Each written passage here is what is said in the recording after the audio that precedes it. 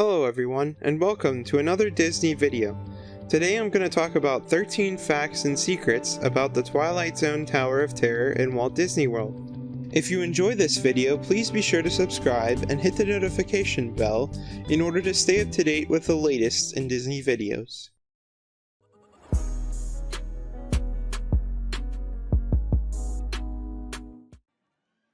The Twilight Zone Tower of Terror really is one of the most amazing and thrilling attractions in the world, not just at Walt Disney World.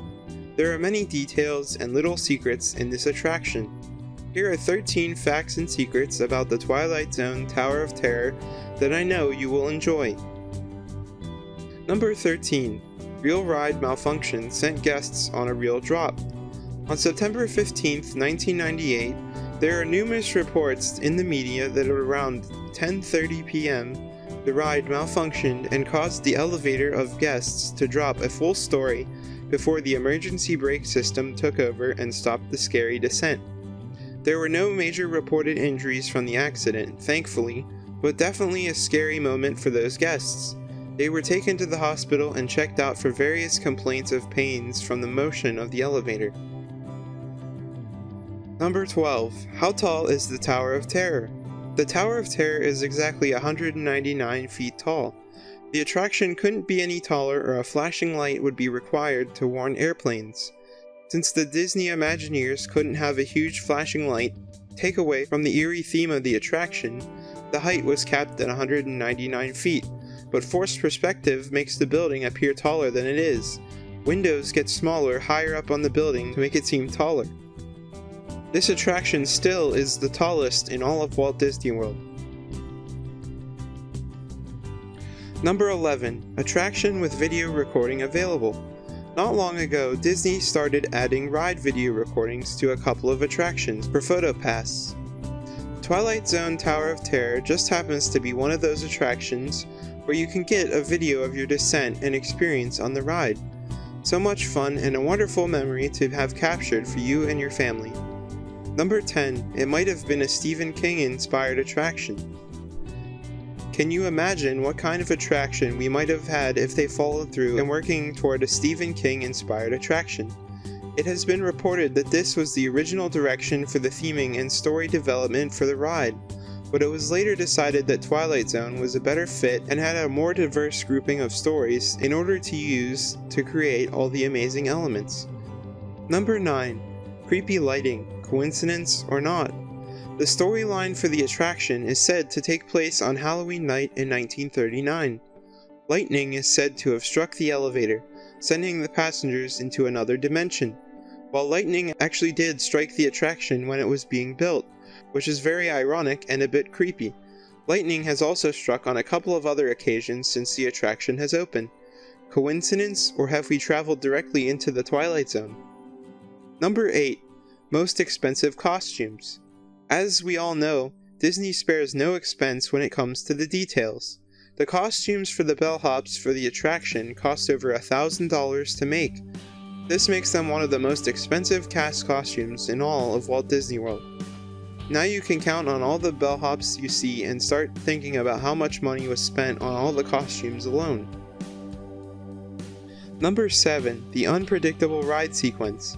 This is truly one of the most unique rides in the world, not just Disney World.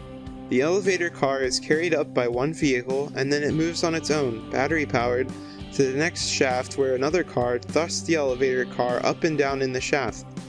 This ride sequence is unpredictable, so that you never get the same ride twice. You may get 4, 5, or 6 drops. You may go up first, down first, or up all the way, up part way, and so on. There are many different variances, and it is part of what makes the attraction so amazing. You never know what's going to happen, and you can't predict your reaction. Number 6. Epcot's Morocco Pavilion influenced the design of Tower of Terror. We already mentioned how the Tower of Terror is a rather tall attraction. Well, you'll likely notice that the Morocco Pavilion at Epcot's World Showcase, Tower of Terror is visible. Imagineers didn't want the view from Morocco to look off with an attraction in the distance that didn't fit with the theme, so the colors of some of the styling was selected to pair nicely with the buildings of the Morocco Pavilion. Number 5. Extensive research to create the attraction. The amount of research that had to be done in order to get everything perfect was unreal. The Imagineering team viewed over 100 episodes of The Twilight Zone in order to study and incorporate various elements into the attraction, as well as create the amazing story that is the foundation for the experience.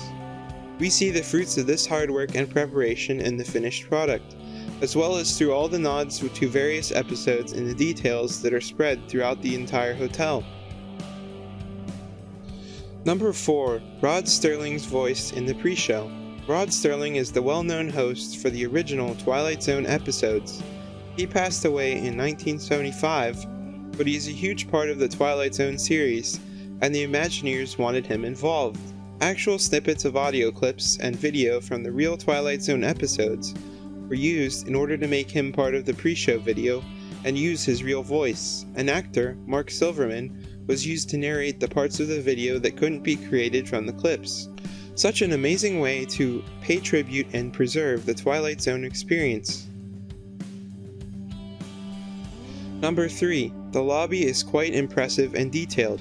While you are waiting in line for the attraction, the ride queue winds through the garden area of the hotel and then through the beautiful lobby. Once you reach the lobby, you will find beautiful antiques and statues. These aren't Imagineer-made decorations, but actually carefully selected antiques and art to complete the space. Some of the furniture, like the couches, are replicas of furniture from the era, and many of the chairs are real antiques. The lobby contains real mahjong set up with a game in progress. The Imagineers had professional mahjong players come in and play a real game for a while and then leave it mid-game, so that no one could say that it was staged. There are also many nods to the Twilight Zone episodes in the lobby, with little artifacts and belongings left that Twilight fans might notice and recognize. Then, everything I have mentioned is all coated in a thick layer of dust and webs, since the hotel lobby has been abandoned for so many years. It is a picture of perfection with every detail considered to bring out the theme of the attraction. Number 2. Can you stay in the Hollywood Tower Hotel? Unfortunately, no. While I'm sure that Disney could keep the hotel packed and make a killing, it was not really deemed very feasible. Michael Eisner reportedly toyed with the idea of trying to make a hotel inside the Tower of Terror, but the idea was thrown out.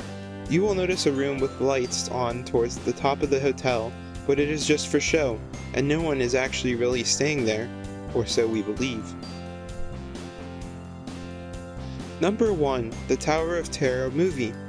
The ride is so popular and loved that a movie was made about the attraction, as has been done for a few other Disney attractions. The movie has a tabloid-type reporter and his niece, whom he usually dresses up to help create photos for his stories. Events get them to the Tower of Terror to help them solve the mystery of the hotel and the events that have occurred there. It's a very interesting movie and fun to watch, especially for Tower of Terror fans. This has been a list of 13 facts and secrets about the Hollywood Tower of Terror. If you enjoyed this video, please be sure to give it a thumbs up and comment down below what your favorite secret was about the Tower of Terror. Thanks for watching, and I'll see you next time.